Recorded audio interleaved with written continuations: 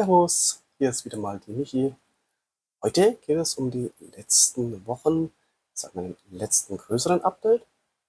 11 Monate Hormonersatztherapie, kurz HRT, und erstaunlich viel Entwicklung in kurzer Zeit. Es ist kein dramatisches Video, aber es ist ein ehrliches.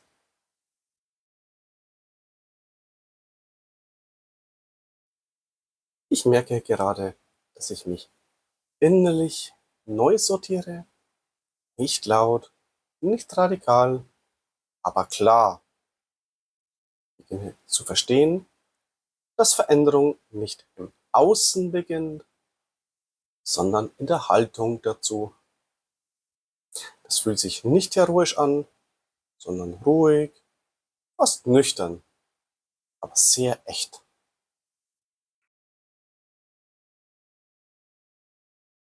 In diesen Wochen ist etwas gewachsen, das ich vor einem Jahr so nicht erwartet hätte. Ich hätte vor einem Jahr nicht gedacht, dass ich mich so getragen fühlen würde. Besonders durch Lea und durch Denise. Wir arbeiten unterschiedlich, wir denken unterschiedlich, aber wir ergänzen uns. Lea bringt diese tiefe Klarheit mit, dieses systemische Denken. Ich bringe Struktur hinein und Denise bringt Energie in Räume. Gemeinsam entsteht etwas, das ich nicht allein tragen muss, und das entlastet. Ich sammle gerade Praxiserfahrung in Veränderungsprozessen, in Dynamiken, in Systemen. Ich beginne zu verstehen, wie Systeme auf Veränderung reagieren, wo Widerstand entsteht, wo Bewegung möglich wird und welche Rolle ich darin einnehmen will.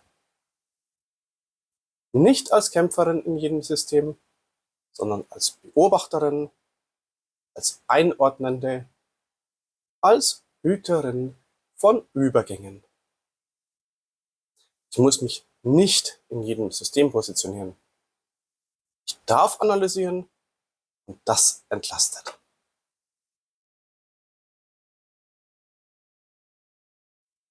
Der Galaabend bei Proud at Work war für mich ein Meilenstein, nicht wegen einer Bühne, sondern wegen Begegnungen. Ich stand am Anfang alleine im Raum, wie so oft. Kontaktanstieg fällt mir schwer. Das war schon immer so. Ich war nicht eingeladen, um laut zu sein. Ich war da, um da zu sein. Und trotzdem entstanden Gespräche, die tief gingen. Und ich merkte, ich muss mich nicht verstellen.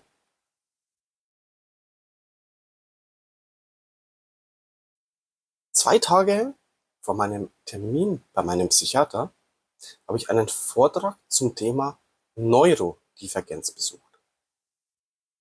Das hat etwas angestoßen. Ich habe mich noch intensiver damit beschäftigt. Autistische Tiefe, ADHS, Flexibilität, Hochsensibilität, Hochbegabung. Und ich habe vieles davon in mir wiedererkannt. Nicht als Etikett, nicht als Ausrede, sondern als Erklärung. Ich habe das im Termin offen angesprochen und auch mein Psychiater sieht das durchaus positiv. Nicht als Problem, sondern als Ressource. Seitdem achte ich bewusster darauf, klarer zu formulieren, barrierefreier zu schreiben, Gedanken sauber zu strukturieren. Nicht perfekt, aber achtsam. Ich merke, wie sehr mir das selbst hilft. Zusammen mit Lea und Denise durfte ich einen Vortrag vorbereiten zum Thema Transfrauen, Fakten, Alltag und Perspektiven.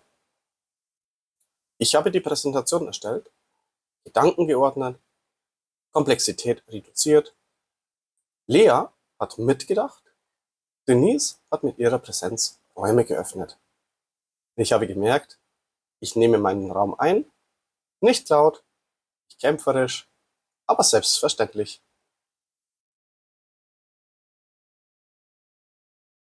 Ein Moment hat mich besonders bewegt. Eine junge Transfrau kam in die Selbsthilfegruppe.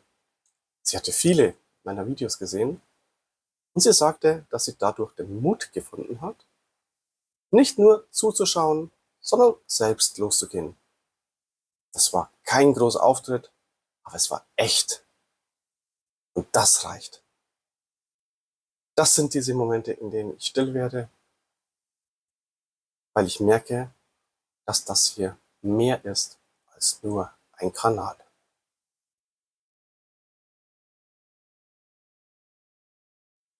Seit dem letzten Update sind knapp 2 Kilo dazugekommen. Insgesamt seit Beginn der HRT etwa 4 Kilo. Das ist sichtbar, das ist real. Ein Teil davon ist Stress, ein Teil ist Energiehaushalt und ein kleiner Teil sind die Hormone. Fett verlagert sich nicht einfach. Es wird an manchen Stellen abgebaut und an anderen neu aufgebaut. Seit dem letzten Update ist mein Brustumfang um etwa 1 Zentimeter gewachsen. Nicht seit Beginn, sondern in diesem Zeitraum. Ich sehe das nicht als Rückschritt, sondern als Reaktion eines Körpers, der viel getragen hat.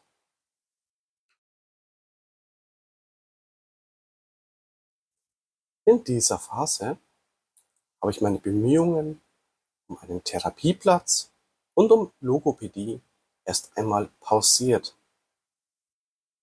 Nicht, weil es unwichtig ist, sondern weil ich gemerkt habe, dass mein System gerade genug trägt.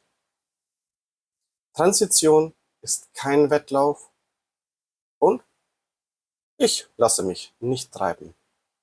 Ich gehe weiter, sogar mit 5 Zentimeter Absätzen, aber meinen Tempo.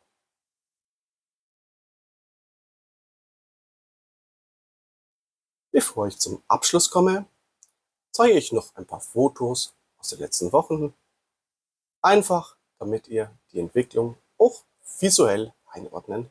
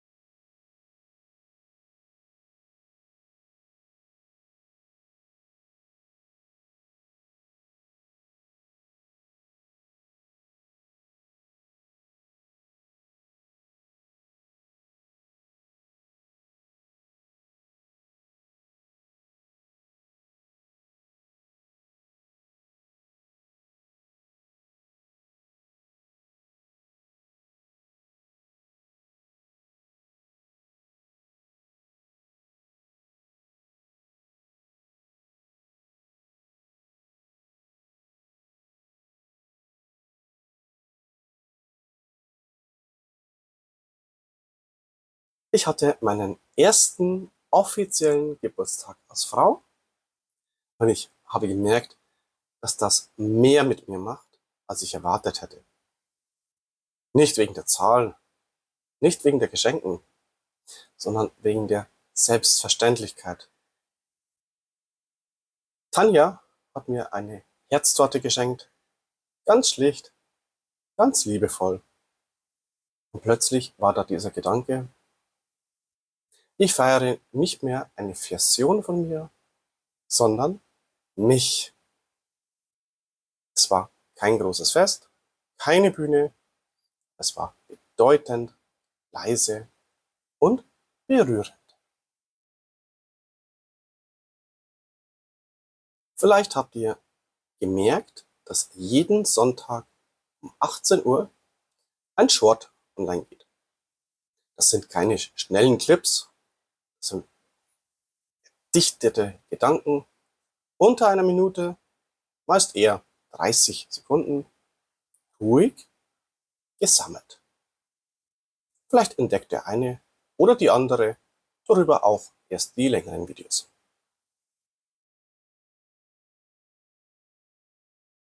Es war nur ein Monat und gleichzeitig sehr viel.